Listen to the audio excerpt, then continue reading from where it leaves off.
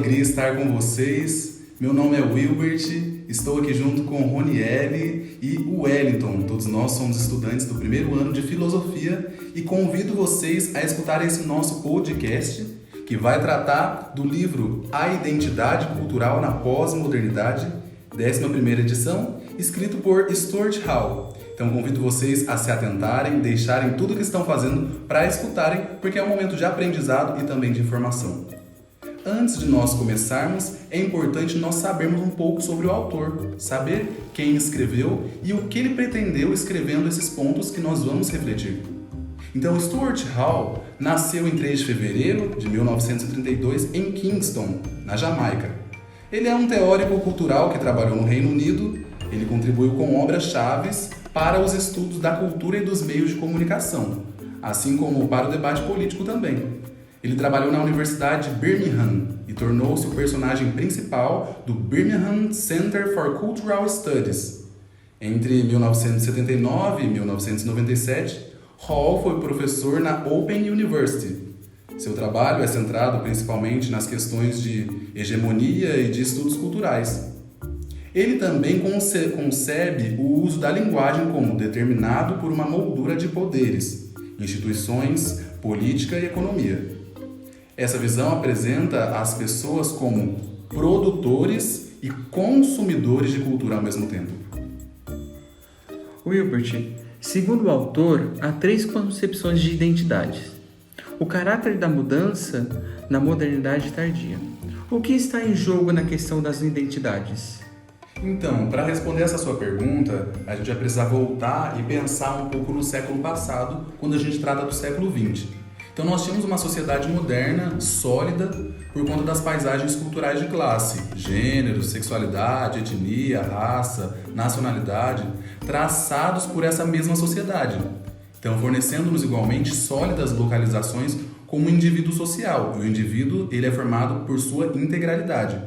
Então no final daquele tempo, as paisagens culturais começaram a se fragmentar e modificar, então transformando também nossas identidades pessoais, abalando a ideia que temos de nós mesmos como sujeitos integrados, ou seja, o todo.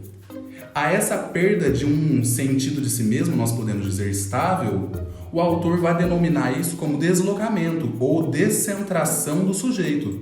Mas, Wilbert, o que é essa descentração?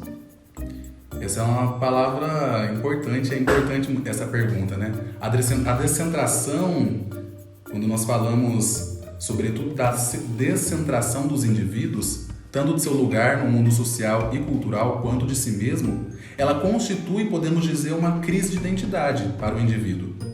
E esses processos de mudança tomados em conjunto vão representar um processo de transformação e nos leva a perguntar se não é a própria modernidade que está sendo transformada.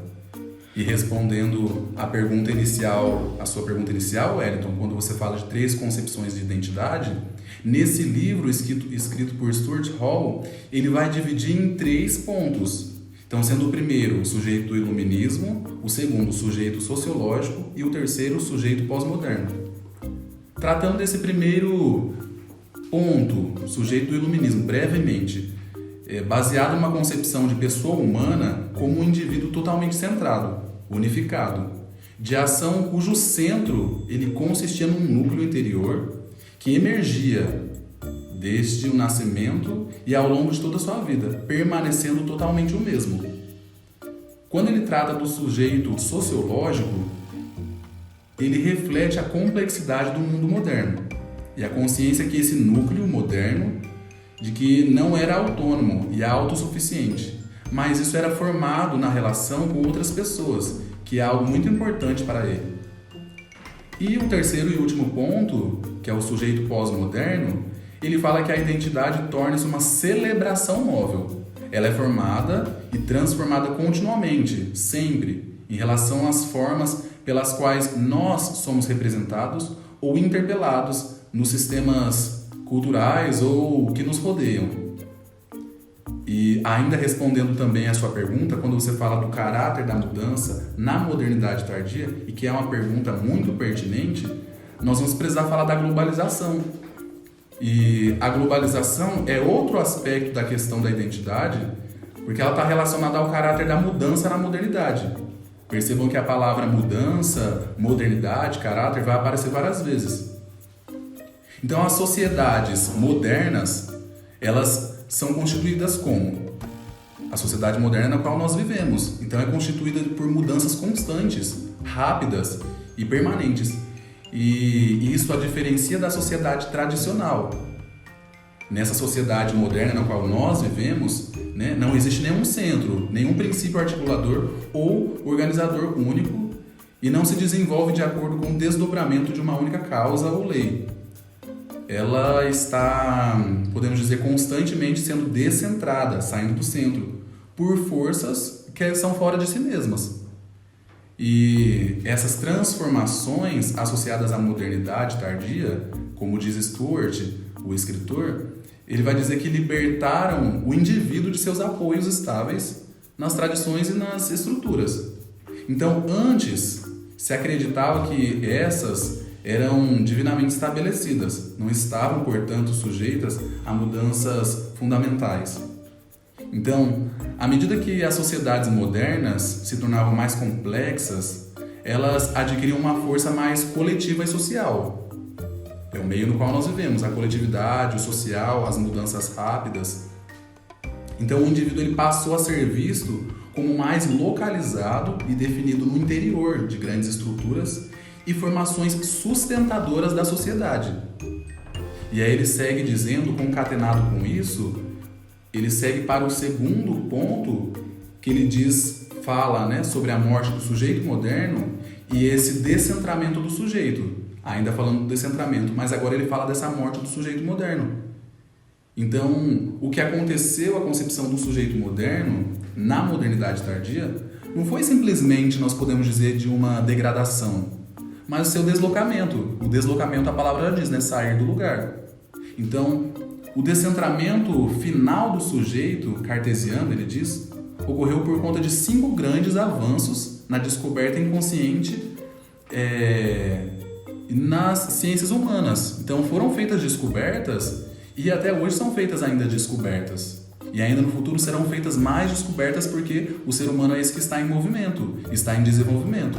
E aí ele vai tratar sobre 5 grandes avanços, no qual ele vai usar os pensamentos marxista, a descoberta do inconsciente por Freud, também alguns trabalhos do linguista Ferdinand de Saussure, o trabalho também de Michel de Foucault, e tratando de Michel de Foucault, ele vai tratar sobre poder disciplinar e também o impacto do feminismo. É interessante que as culturas, sobretudo as nacionais, elas se constituem uma das principais fontes de identidade cultural.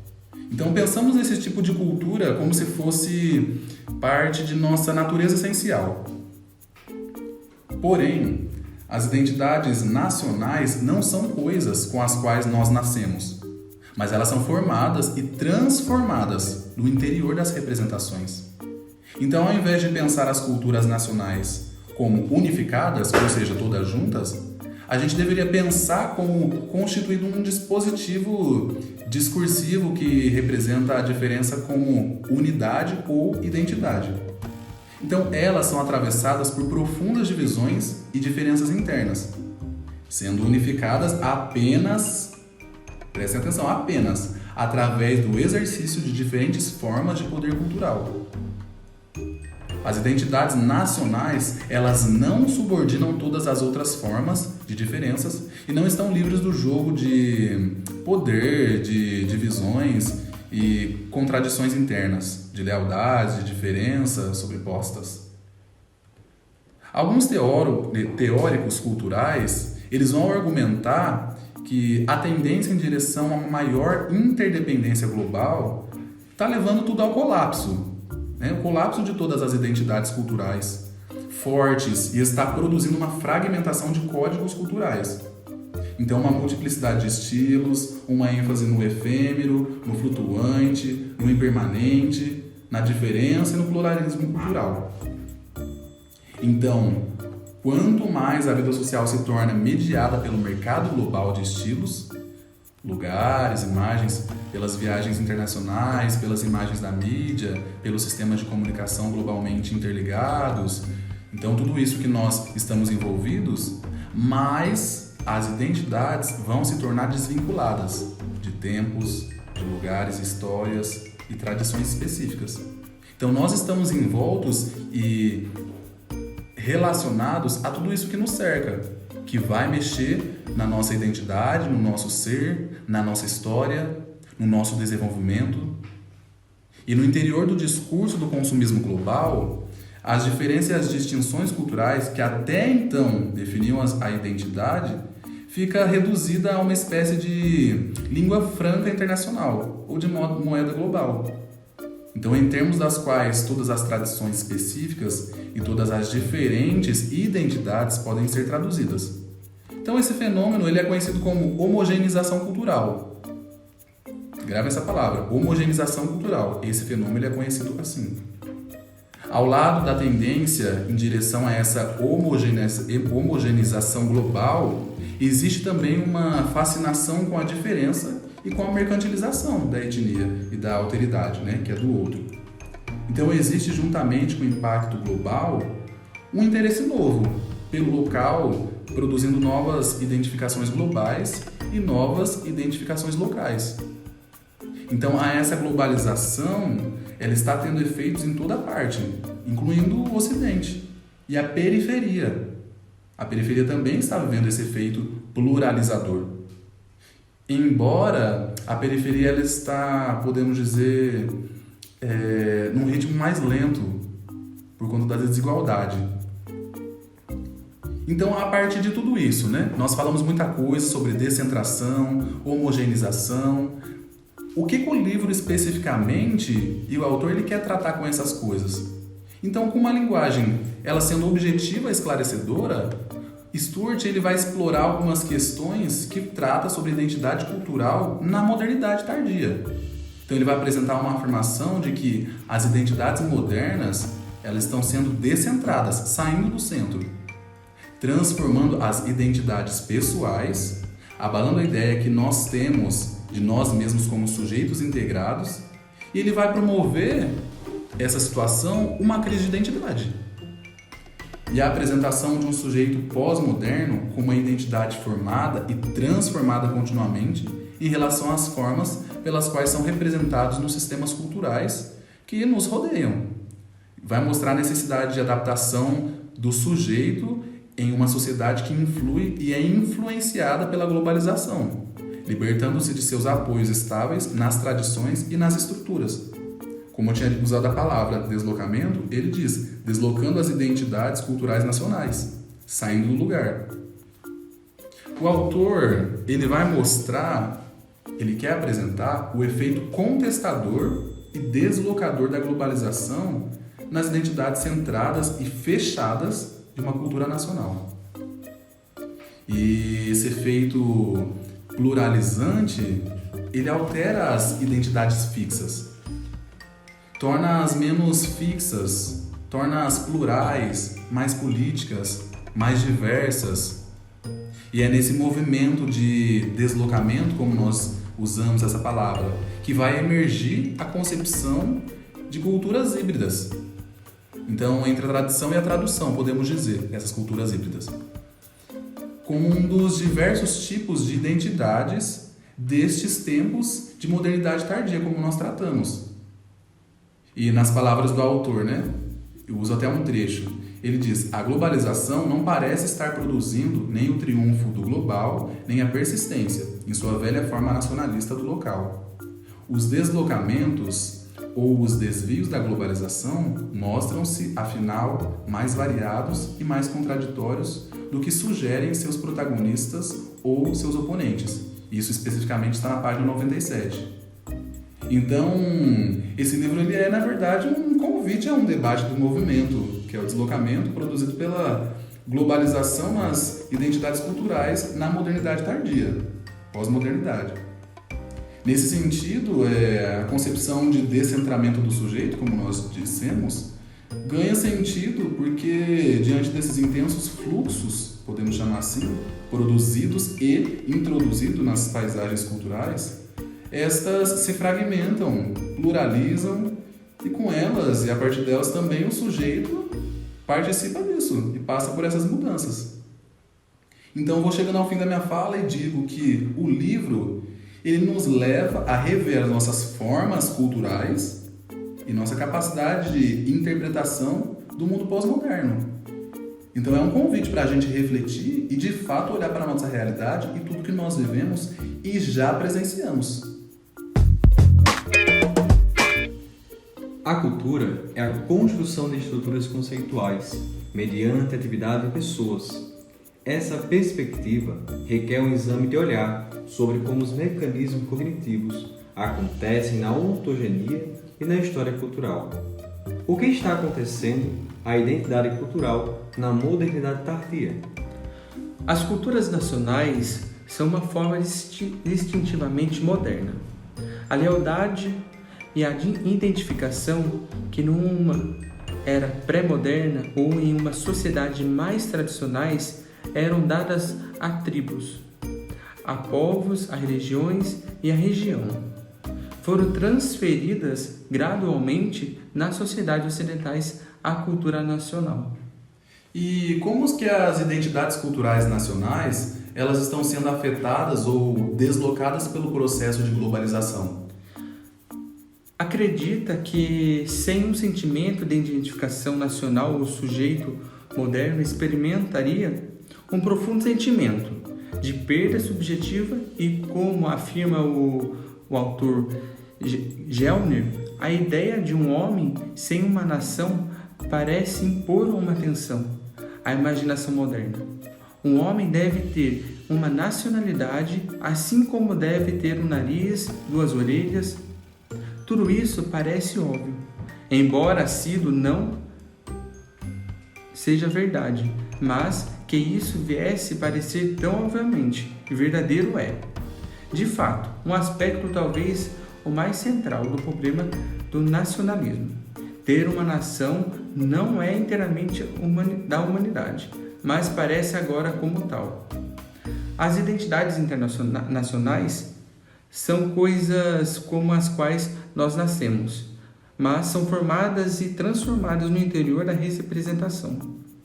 A formação de uma cultura nacional contribuiu para criar padrões de alfabetização universais, generalizou uma única língua vernácula, como meio dominante de comunicação em todas as nações, criou uma cultura homogênea e manteve instituições culturais.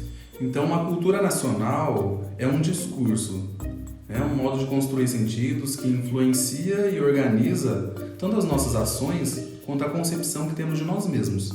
E quais são essas representações, digamos, por exemplo, de Inglaterra, que dominam as identificações e definem as identidades do povo inglês? A imagem de uma verde e agradável terra ingressam como um doce e tranquilo interior, com seus chalés e treliças e jardins. A ilha coroada de Shakespeare, até as cerimônias públicas. O discurso de inglesidade representa muito o que é a Inglaterra. É o de sentido a identidade do ser inglês e fixa a Inglaterra como foco da identificação. Mas, Wellington, como saber se as culturas nacionais e as identidades nacionais que elas constroem são realmente unificadas? Discutimos uma cultura nacional que atua como uma fonte de significados culturais, como um foco de identificação e de um sistema de representação. Segundo o Ernest Renan, há 3 coisas que constituem o princípio espiritual de uma unidade de uma nação: a posse em comum de um rico legado de memórias, o desejo de viver em conjunto e a vontade perpétua de formar uma forma indivisa, a herança que se recebeu. Devemos ter em mente esses 3 conceitos, ressonantes daquilo que constitui uma cultura nacional, como uma comunidade imaginada. As memórias do passado, o desejo por viver em conjunto, a perpetuação da herança. Muito bem, Wellington. Mas o que, então, tão poderosamente, tem feito com que deslocasse as identidades culturais nacionais agora, no fim do século XX? As identidades nacionais têm sido algumas vezes tão unificadas ou homogêneas, quando fazem crer as representações que delas fazem. Entretanto, na história moderna, as culturas nacionais têm dominado a modernidade, e as identidades nacionais tendem a se sobrepor a outras fontes, mais particularistas de identificação cultural. Um complexo de processos e forças de mudança que, por conveniência, pode ser sintetizado sobre um termo de globalização. Essa globalização se refere àqueles processos atuantes numa escala global, que atravessam fronteiras nacionais, integrando e conectando comunidades e organizações em novas combinações de espaço-tempo, tornando o mundo em uma realidade e experiências mais interconectados. Agora é com você, Ronieli. Diga para nós, quais são as consequências sobre as identidades culturais? Então, com o fenômeno da globalização e o deslocamento das identidades culturais nacionais, Hall entende 3 possíveis consequências sobre as identidades culturais. Ou as identidades nacionais se desintegrarão como resultado do crescimento, da homogeneização cultural e do pós-moderno global, ou as identidades nacionais, locais e particulares serão reforçadas pela resistência à globalização, ou as identidades nacionais entram em declínio e novas identidades híbridas estão tomando seu lugar. Quais são os objetivos dos processos globais? Então, para alguns teóricos, os processos globais têm sido o objetivo de enfraquecer as formas nacionais de identidade cultural, criando uma homogeneização cultural. Para outros, estas identificações permanecem ainda fortes, sendo colocadas acima das identificações globais. Hall compreende que este debate está na tensão entre o global e o local, na transformação de identidades, parecendo mais provável a produção de novas identidades. Você falou de processos globais. Na verdade, qual que é a função dessa globalização? É importante a conclusão, ainda que provisória, definida pelo autor. A globalização exerceu a função de contestar e deslocar identidades centradas e fechadas da cultura nacional, produzindo um efeito pluralizador sobre as identidades. Este efeito possibilitou novas posições de identificações, mais políticas, plurais e diversas, menos fixas e unificadas. Entretanto, há alguns esforços em busca de recuperar as unidades, as certezas e a pureza anterior, ou seja, de se manter as identidades ao redor do que Hall chama de tradição. Ao mesmo tempo, outros aceitam que as identidades estão sujeitas às mudanças da história, da política, da representação, e assim seria improvável que elas sejam novamente puras ou unitárias, pertencendo assim ao universo da tradução. Fala um pouco do que seria esse conceito de tradução ligado à globalização. É sobre o conceito de tradução que Hall compreende os deslocamentos de identidades da globalização, pois, apesar de ser tentador pensar que ou a globalização acabará levando as identidades culturais a retornar às raízes, ou desaparecerá por meio da assimilação e homogeneização. Ele entende que há a possibilidade de formação de novas identidades. Esta formação de novas identidades será por meio da intersecção e negociação das novas culturas, o que não implicará na simples assimilação por eles, ou na perda completa de suas identidades, mas como resultado de várias histórias e culturas. Assim, há fortes tentativas de retorno à tradição, buscando fechamento e coesão de identidades. Hall cita 2 exemplos: o ressurgimento do nacionalismo na Europa Oriental e o crescimento do fundamentalismo, buscando ressurgir o sentimento de etnia, não por uma distintiva étnica institucionalizada, mas por uma distintiva pronunciada. E sobre o ressurgimento de nacionalismos e particularismos no final do século XX, como você já falou um pouco em cima? Estes ressurgimentos de nacionalismos e particularismos no final do século XX, com a globalização, são efeitos bastante inesperados. Hall afirma que tanto o capitalismo quanto o marxismo apostavam de diferentes formas na ascensão de valores e identidades mais universalistas. Entretanto, o autor entende que a globalização não está havendo nem um triunfo do global, nem a persistência do nacionalismo local, mas o que se assiste é o deslocamento e desvio da globalização de forma mais variada e contraditória. Encarar o sujeito pós-moderno e as identidades culturais em uma perspectiva menos fixa, mais deslocada, é o nosso desafio, pois significa redimensionar a figura do indivíduo e da sociedade sobre outros paradigmas. Então esse foi o nosso podcast tratando sobre a identidade cultural na pós-modernidade. Espero que nós tenhamos alcançado, conseguido transmitir para vocês o que o autor queria nos ensinar. Espero que tenham feito boas reflexões.